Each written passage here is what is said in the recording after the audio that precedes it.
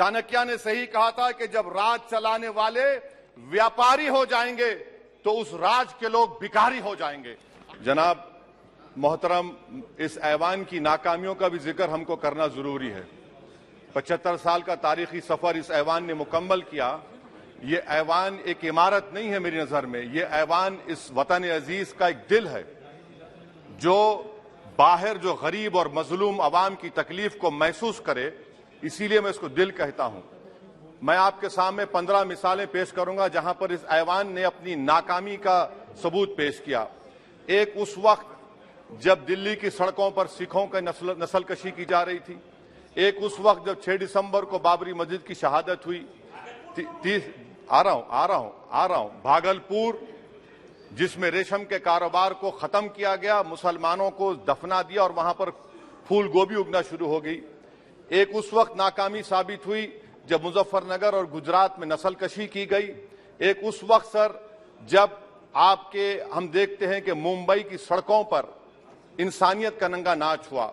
एक उस वक्त जब इस ऐवान में टाडा पोटा का काला कानून बनाया गया, यूएपीए का कानून बनाया गया, आफ्सपा का कानून बनाया गया जिसको 1 साल के लिए बनाया गया था। 58 में हम 2023 में आ गए। एक उस वक्त नाकामी साबित हुई जनाब जब हम देख रहे हैं कि आज ये जो दिल है, भारत का दिल है, हिंदुस्तान का, इंडिया का दिल है, आज गरीबों में, मजलूमों में, मुसलमानों में, कश्मीर की आवाम में, दलितों में, आदिवासियों में इस ऐवान की मोहब्बत और एतमाद खत्म हो रहा है, कम हो रहा है। इसीलिए जनता सड़कों पर आकर एहतजाज कर रही है, क्योंकि उनको लग रहा है कि ये इमारत बन चुकी है, हमारा दिल नहीं है। चाहे CAA का प्रोटेस्ट हो, चाहे किसानों का प्रोटेस्ट हो, चाहे शेड्यूल कास्ट के रिजर्वेशन का मसला हो। इसीलिए मैं आपके जरिए हम तमाम को मुतनब्बे करना चाह रहा हूं कि अगर हम रोडों पर इंसाफ करना जनता को अलाउ करेंगे, इस ऐवान को दिल नहीं रखेंगे, तो याद रखिए ये हमारी पार्लियामानी जमहूरियत के लिए बड़ा नुकसानदेह साबित होगा। और नुकसानदेह इसलिए भी होगा कि क्या हमको अपने ख्वाब गफलत से, अपनी जिम्मेदारियों से निभाने के लिए क्या भगत सिंह को आके बैठना पड़ेगा ऊपर कि देखो तुमने 75 साल में कैसा कानून बनाया और किसको कहां तक पहुंचा दिया।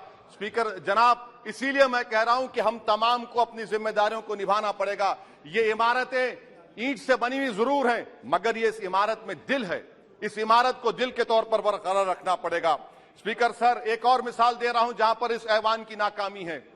सर, अब तक लोकसभा के कितने 899 मेंबर कामयाब हुए। अब बताइए सर, पार्लियामेंट्री जमहूरियत में, शराकतदारी की जमहूरियत है, रिप्रेजेंटेटिव फॉर्म ऑफ डेमोक्रेसी में 8,992 में कितने मुसलमान कामयाब हुए? कितने सर? 520, जबकि 1070 को इस ऐवान का मेंबर होना चाहिए था। कितना डिप्रीविएशन है सर? कितना डिप्रीविएशन है? 92% डिप्रीविएशन है। इस मौजूदा पार्लियामेंट में स्पीकर साहब सिर्फ 26 हैं, 14% मुसलमान और सिर्फ 4.8 उनका रिप्रेजेंटेशन है। बताइए, हम वोट डालने वाले बन गए, वोट लेने वाले नहीं बने।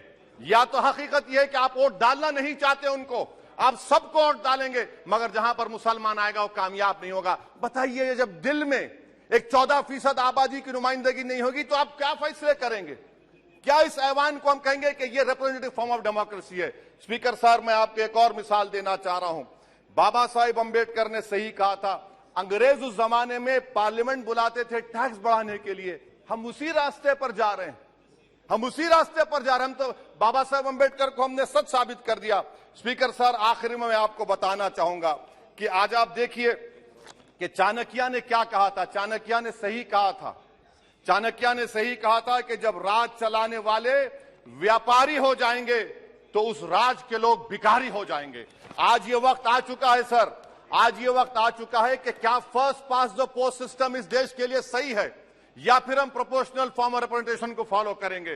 First pass the post system, जिसके पास एक मजहब का वोट होगा, जिसके पास दौलत होगी, वही इस ऐवान में आ रहा है। इसीलिए हम कह रहे हैं कि आप इस जमहूरियत की नाक, कहीं ये जमहूरियत कमजोर ना हो जाए, मुझे इस बात का डर है सर। आखिर में मैं खत्म करने से पहले एक बहुत बड़े शायर ने कहा था, उस पर खत्म करना चाहूंगा कि अभी चिराग सरे राह को कुछ खबर ही नहीं, अभी चिराग सरे राह को कुछ खबर ही नहीं, अभी गिरानिए शब में कमी नहीं आई, अभी गिरानिए शब में कमी नहीं आई, निजात दीदे दिल की घड़ी नहीं आई, चले चलो के मंजिल अभी नहीं आई। स्पीकर साहब, आखिर में याद रखिए एक बात को मैं सबसे कह रहा हूं कि पिच बदलने से गेम नहीं बदलता, गेम को बदलना पड़ेगा।